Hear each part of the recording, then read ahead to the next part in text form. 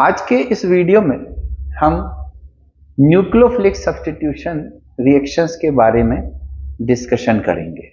ठीक है, nucleophilic substitution reaction जो होती है वो दो टाइप की है जो आपके कोर्स में है। एक है बायोमोलिकुलर न्यूक्लियोफिलिक सब्स्टिट्यूशन, जिसको हम बोलते हैं SN2 मैकेनिज्म। ठीक है, SN2 mechanism biomolecular nucleophilic substitution कहलाती है, और दूसरी होती है यूनिमोलिकुलर न्यूक्लियोफिलिक सब्स्टिट्यूशन जो SN1 मैकेनिज्म कहलाती है। दोनों के जो बेसिक कंसेप्ट्स हैं उन पे काफ़ी क्वेश्चंस ऑब्जेक्टिव में आते हैं, वो मोस्ट इम्पॉर्टेंट होते हैं। तो पहले ये सब्स्टिट्यूशन मेथड क्या होती हैं हम उस पर डिस्कशन करते हैं। जब किसी कंपाउंड में न्यूक्लियोफाइल का बैक साइड अटैक पॉसिबल होता है, ध्यान देना, जब किसी सब्सटेंस में या कंपाउंड में या मॉलिक्यूल में न्यूक्लियोफाइल का बैक साइड अटैक पॉसिबल होता है तो वहां पर SN2 मैकेनिज्म से रिएक्शन होती है। अगर बैक साइड अटैक पॉसिबल नहीं है तो SN2 से रिएक्शन नहीं हो पाएगी, पॉसिबल नहीं। अगर बैक साइड अटैक होता है तो SN2 रिएक्शन आपको देखने को मिलेगी। अब SN2 रिएक्शन में सब्स्टिट्यूशन कैसे होता है वो भी समझें। न्यूक्लियोफाइल बैक साइड अटैक करता है कार्बन पे, ठीक है, और उसके बाद एक ट्रांजिशन स्टेट आती है। इस ट्रांजिशन स्टेट में जो बॉन्ड है वो ब्रेक भी हो रहा है और नए बॉन्ड की फॉर्मेशन भी हो रही है। ये दोनों प्रोसेस एक साथ होती हैं और ये हाई एनर्जी स्टेट होती है, ट्रांजिशन स्टेट। ठीक है, फिर फाइनली ये ट्रांजिशन स्टेट प्रोडक्ट में कन्वर्ट हो जाती है और ये न्यूक्लियोफिलिक सब्स्टिट्यूशन कंप्लीट हो जाता है। इसलिए ये वन स्टेप मैकेनिज्म कहलाता है, क्योंकि ये एक ही स्टेप में रिएक्शन कंप्लीट यहाँ पर हो गई। ठीक है, तो इस तरीके से अगर न्यूक्लियोफिलिक सब्स्टिट्यूशन होगा तो हम उसको बोलते हैं SN2 मैकेनिज्म। ठीक है, अब इसमें कुछ पॉइंट्स ऐसे हैं जो वो बहुत इंपॉर्टेंट पॉइंट्स होते हैं जो NCERT बेस्ड है, ऑब्जेक्टिव में भी मोस्ट इंपॉर्टेंट है। उसमें इसकी स्टीरियो केमिस्ट्री भी हमको यहाँ पर डिस्कस करना है। अगर ये न्यूक्लियोफिलिक सब्स्टिट्यूशन SN2 ऐसे मॉलिक्यूल में हो रहा है जिसमें कि एसिमेट्रिक कार्बन एटम है। एसिमेट्रिक कार्बन एटम कौन सा होता है? जिस कार्बन के साथ चारों ग्रुप्स अलग अलग जुड़े हों और उसकी जो मिरर इमेज है वो नॉन सुपर इम्पोजिबल हो, तो उसको एसिमेट्रिक कार्बन वाला कंपाउंड हम कहेंगे। ठीक है, ऐसा कंपाउंड ऑप्टिकली एक्टिव होता है, मतलब प्लेन पोलराइज्ड लाइट के प्लेन को ये या तो क्लॉकवाइज रोटेट करता है या तो एंटी क्लॉकवाइज रोटेट करता है। अगर ऐसा कोई मॉलिक्यूल जो ऑप्टिकली एक्टिव है इन्वॉल्व होता है इस सब्स्टिट्यूशन रिएक्शन में, तो चूंकि बैक साइड अटैक यहाँ पर हो रहा है तो जिस साइड पर Cl लगा था उसके ठीक अपोजिट साइड पे यहाँ पर OH लगेगा। तो यहाँ Cl राइट साइड है, देखो यहाँ OH लेफ्ट साइड है। तो इससे होता क्या है, इससे ऑप्टिकल एक्टिविटी चेंज हो जाती है। जैसे सपोज ये D और प्लस फॉर्म, मतलब ये प्लेन पोलराइज्ड लाइट को क्लॉकवाइज रोटेट करता है। तो OH माइनस का जब बैक साइड अटैक होगा और यहाँ प्रोडक्ट बनेगा, तो जो प्रोडक्ट है वो L या माइनस प्रोडक्ट बनेगा। ये प्लेन पोलराइज्ड लाइट के प्लेन को एंटी क्लॉकवाइज रोटेट करेगा। ऐसा सभी मॉलिक्यूल्स में कन्वर्जन होगा। इसको हम बोलते हैं इन्वर्जन। इस प्रोसेस को, मतलब D फॉर्म का L फॉर्म में कन्वर्ट होना, ये क्या कहलाता है? इन्वर्जन कहलाता है। अब चूंकि सभी मॉलिक्यूल्स इसमें इन्वर्जन शो करेंगे तो इसमें कंप्लीट इन्वर्जन होता है। मतलब आप रिएक्टेंट अगर D+ लोगे तो जो प्रोडक्ट बनेगा वो L- बनेगा। ठीक है, तो इसका जो क्रीम पॉइंट है स्टीरियो केमिस्ट्री का, बस वो इतना ही है कि इसमें कंप्लीट इन्वर्जन होता है। ठीक है, SN1 और SN2 का ये एक बेसिक डिफरेंस भी है। आप बोर्ड एग्जाम में 12th बोर्ड में SN1 SN2 का डिफरेंस अगर आता है तो उसमें ये लिख सकते हैं इसमें कंप्लीट इन्वर्जन होता है, जबकि SN1 में पार्शियल इन्वर्जन होता है। ठीक है, अब इसके बाद आते हैं और कुछ क्वेश्चंस पे, जो मैंने आपको बताया था कि हम पॉइंट्स पे डिस्कशन करेंगे, जिसपे क्वेश्चंस आते हैं उनके कुछ कुछ पॉइंट्स बनाएंगे।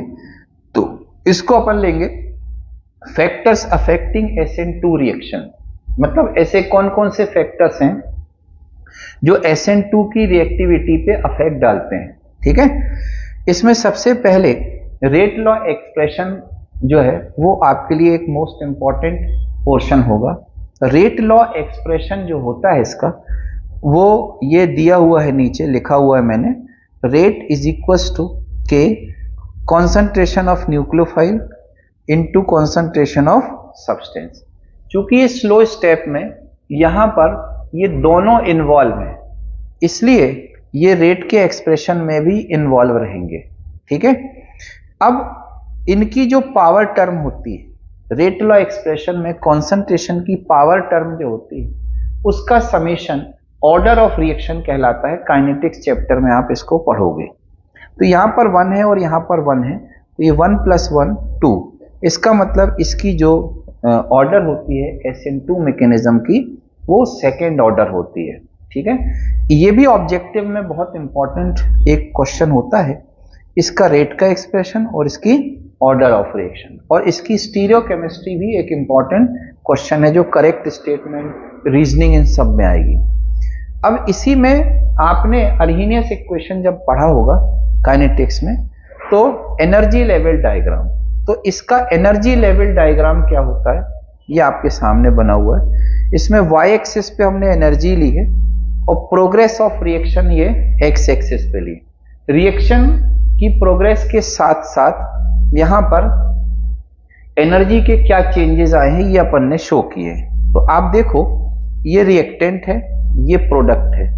रिएक्टेंट से प्रोडक्ट बना, उसके पहले एक हाई एनर्जी स्टेट आई, मतलब ये वाली स्टेट आप शो कर रहे हो ग्राफ में। ट्रांजिशन स्टेट जो है वो ये, मतलब ट्रांजिशन स्टेट में इतनी हाई एनर्जी होती है, ये आपको ध्यान रखना है। तो रिएक्टेंट से जब प्रोडक्ट में कन्वर्जन होगा तो पहले ट्रांजिशन स्टेट आएगी, उसके बाद ही कन्वर्जन होगा।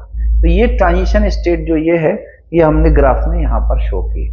इसका एनर्जी लेवल जो डायग्राम होता है उसमें एक ही पीक हाइट होती है, ये हमारे लिए बहुत इंपॉर्टेंट है, इसको ध्यान रखो। जबकि SN1 में 2 पीक हाइट होंगी, वो अपन SN1 में डिस्कशन करेंगे। ठीक है, हम ये जो फैक्टर्स डिस्कस कर रहे हैं, इसमें जो पॉइंट्स बना रहे हैं, इन्हीं पॉइंट्स पे आपको ऑब्जेक्टिव क्वेश्चंस बनते हैं। इन पॉइंट्स को अगर आप अच्छे से समझ जाओगे तो फिर वो ऑब्जेक्टिव क्वेश्चंस भी आपको बन जाएंगे। ठीक है,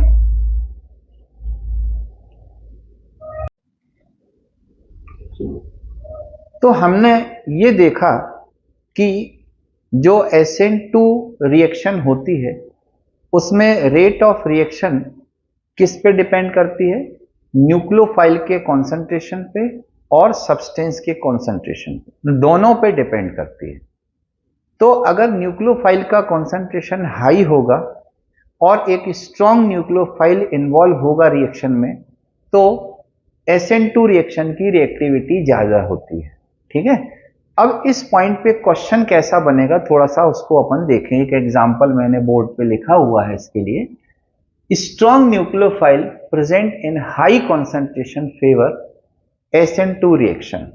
ठीक है, तो कॉन्सेंट्रेशन हाई हो न्यूक्लियोफाइल का और उस स्ट्रॉन्ग न्यूक्लियोफाइल हो। ठीक है, तो हमको ये प्रिडिक्ट करना पड़ेगा क्वेश्चन में। अब देखो क्वेश्चन का पैटर्न, ये अपन ने 2 क्वेश्चन यहां पर लिखे हुए हैं। ये फर्स्ट क्वेश्चन है, इसमें हमने पोलर प्रोटिक सॉल्वेंट लिया है। ये सेकंड क्वेश्चन है, इसमें हमने पोलर अप्रोटिक सॉल्वेंट लिया है। ठीक है, अभी हमने पुराने जो वीडियोस हैं उनमें डिस्कस किया है कि पोलर प्रोटिक सॉल्वेंट और अप्रोटिक सॉल्वेंट में न्यूक्लियोफिलिसिटी कैसे चेंज होती है, वो हमने डिस्कस किया हुआ है। ठीक है, उसी के बेस पे इस क्वेश्चन को हमको सॉल्व करना है। ठीक है, अब देखो क्वेश्चन क्या है। ये A और B 2 रिएक्शन लिखी हमने। एथिल क्लोराइड की रिएक्शन इसमें OH- से हो रही है और इसमें SH- से हो रही है। ठीक है, यहां पर पोलर प्रोटिक सॉल्वेंट हमने लिया हुआ है। अब आपको ये पता है कि पोलर प्रोटिक सॉल्वेंट में जो लार्ज साइज का आयन होता है उसकी न्यूक्लियोफिलिसिटी ज्यादा होती है, क्योंकि उसमें सॉल्वेशन कम होता है। तो OH माइनस और SH माइनस में से SH माइनस की न्यूक्लियोफिलिसिटी ज्यादा होगी, मतलब ये स्ट्रॉन्ग न्यूक्लियोफाइल होगा। ठीक है, तो ये स्ट्रॉन्ग न्यूक्लियोफाइल है, तो इसलिए इस रिएक्शन की रिएक्टिविटी ज्यादा होगी, ये रिएक्शन ज्यादा फास्ट होगी और ये रिएक्शन स्लो होगी अगर हम वाटर एज अ सॉल्वेंट लेते हैं। तो reaction B is faster than reaction A. ये क्वेश्चन आपके लिए इंपॉर्टेंट है। इस पैटर्न के क्वेश्चंस भी आते हैं, थोड़ा टफ क्वेश्चंस की कैटेगरी में ये आएंगे। ठीक है, अब दूसरा देखिए, इसमें हमने पोलर अप्रोटिक सॉल्वेंट लिया है। अब पोलर अप्रोटिक सॉल्वेंट में मैंने बताया था कि जो स्मॉल साइज का न्यूक्लियोफाइल है जिसमें चार्ज डेंसिटी ज्यादा है वो ज्यादा स्ट्रॉन्ग न्यूक्लियोफाइल होता है। तो OH और SH में से OH ज्यादा स्ट्रॉन्ग न्यूक्लियोफाइल होगा, OH माइनस, क्योंकि इसका साइज छोटा है, इसमें चार्ज डेंसिटी ज्यादा है। ठीक है, तो यहां पर ये एथिल क्लोराइड से अल्कोहल बनने की जो प्रोसेस है ये ज्यादा फास्ट होगी, reaction A is faster than reaction B. आ गया समझ में? एक ये पैटर्न क्वेश्चन का हमने कवर किया SN2 से। ठीक है, केवल NCERT में जो दो तीन पॉइंट है उनसे क्वेश्चन नहीं आएंगे, आपको क्वेश्चन इन कंसेप्ट से भी आएंगे, भी छोटे छोटे स्टेटमेंट वहां पर दिए गए। अब इसके बाद नेक्स्ट क्वेश्चन का पैटर्न कवर करते हैं। ये देखो, better leaving group increases rate of SN2 reaction. मतलब अगर लीविंग ग्रुप अच्छा है तो SN2 रिएक्शन की रिएक्टिविटी ज्यादा होगी। ठीक है, तो यहां पर ये बेटर लीविंग ग्रुप है एथिल आयोडाइड, क्योंकि जितना लार्ज साइज का एटम होता है उतना अच्छा लीविंग ग्रुप होता है। तो जो आयोडाइड है वो सबसे लार्ज साइज का है, तो ये बेटर लीविंग ग्रुप है। ठीक है, उसके Br के कंपैरिजन में फिर Cl फिर F, ऐसे जैसे जैसे लीविंग ग्रुप की एबिलिटी बढ़ रही है वैसे वैसे यहां पर क्या हो रहा है, SN2 की रिएक्टिविटी भी इंक्रीज हो रही है। ये NCERT में भी काफी डिस्कस किया हुआ है और ये पॉइंट और बाकी बुक्स में भी काफी डिस्कस किया हुआ है कि जैसे जैसे स्टेरिक हिंड्रेंस इंक्रीज होगा SN2 की रिएक्टिविटी डिक्रीज होती है। तो ये देखो आप, इसमें सबसे कम स्टेरिक हिंड्रेंस है, मेथिल हैलाइड है, फिर इसमें एक R लगने से स्टेरिक हिंड्रेंस इंक्रीज हुआ तो इसकी रिएक्टिविटी डिक्रीज हो गई। इसमें 2 R लगने से और ज्यादा स्टेरिक हिंड्रेंस इंक्रीज हुआ, इसकी रिएक्टिविटी और डिक्रीज हो गई। इसमें 3 R लगने से सबसे ज्यादा स्टेरिक हिंड्रेंस है, इसलिए SN2 की रिएक्टिविटी सबसे कम है। ठीक है, एक ये पॉइंट जो बहुत कम बुक्स में डिस्कस किया हुआ है, अगर बेंजाइल पोजीशन पर सब्स्टिट्यूशन हो रहा है, ये बेंजाइल पोजीशन कौन सी होती है, बेंजीन रिंग के साथ जो CH2 है ये बेंजाइल पोजीशन कहलाती है। यहां अगर सब्स्टिट्यूशन हो रहा है तो ये SN2 की रिएक्टिविटी को इंक्रीज करता है। क्यों? क्योंकि ये जो ट्रांजिशन स्टेट है ये ट्रांजिशन स्टेट रेजोनेंस स्टेबलाइज्ड है, इसलिए यहां पर बेंजाइलिक और एलाइलिक, ये दूसरी एलाइलिक पोजीशन है, डबल बॉन्डेड कार्बन का नेक्स्ट कार्बन एलाइलिक कार्बन होता है। यहां की सब्स्टिट्यूशन जो है एलाइलिक पोजीशन पर SN2 के लिए फेवरेबल कंडीशन होती है, क्योंकि ट्रांजिशन स्टेट रेजोनेंस स्टेबलाइज्ड है। समझ गए? तो ऐसे किसी भी एक कंसेप्ट को लेके क्वेश्चन बनेगा और ये क्वेश्चन के एक एक एग्जाम्पल हमने लिए हैं समझने के लिए।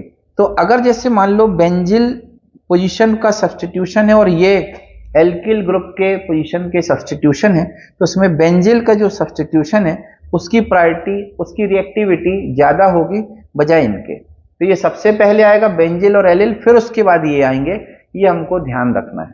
ठीक है, तो ये SN2 के लिए रिएक्टिविटी का ऑर्डर देखने का तरीका होता है। ठीक,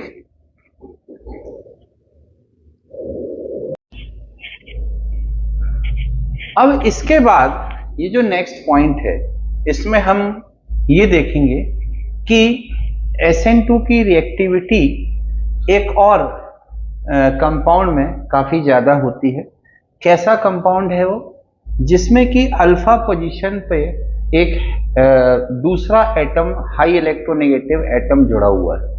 अल्फा पोजीशन पर अगर हेट्रो एटम है तो उस केस में SN2 की रिएक्टिविटी काफी ज्यादा होती है। ठीक है, तो जैसे हमने ये लिखा हुआ है बोर्ड पे, presence of hetero atom on alpha carbon in halides also increases reactivity of substrate for SN2 reaction. ठीक है, क्यों होता है ऐसा? क्योंकि इसकी ट्रांजिशन स्टेट भी, ये जो लोन पेयर है इससे स्टेबलाइज्ड है। ठीक है, तो इसकी रिएक्टिविटी इंक्रीज हो जाती है इससे। फिर इसके बाद अगर अल्फा पोजीशन पर, ये नेक्स्ट पॉइंट है, अल्फा पोजीशन पर अगर C डबल बॉन्ड हो या कार्बोनिल ग्रुप अवेलेबल है तो भी रिएक्टिविटी SN2 की बहुत ज्यादा होती है। सबसे ज्यादा रिएक्टिविटी इसी केस में होती है। ठीक है, तो अगर अल्फा पोजीशन पर जैसे Cl है, Cl से ये कार्बन फर्स्ट पोजीशन हो गई और ये अल्फा पोजीशन कहलाएगी। अल्फा पोजीशन पर C double bond O available है, इसलिए यहाँ पर न्यूक्लियोफिलिक सब्स्टिट्यूशन की रिएक्शन जो है वो कैसी है?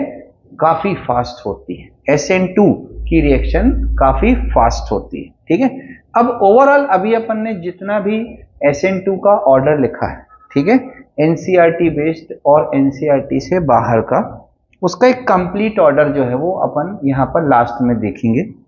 इसमें देखो आप, सबसे ज्यादा SN2 की रिएक्टिविटी कब होती है?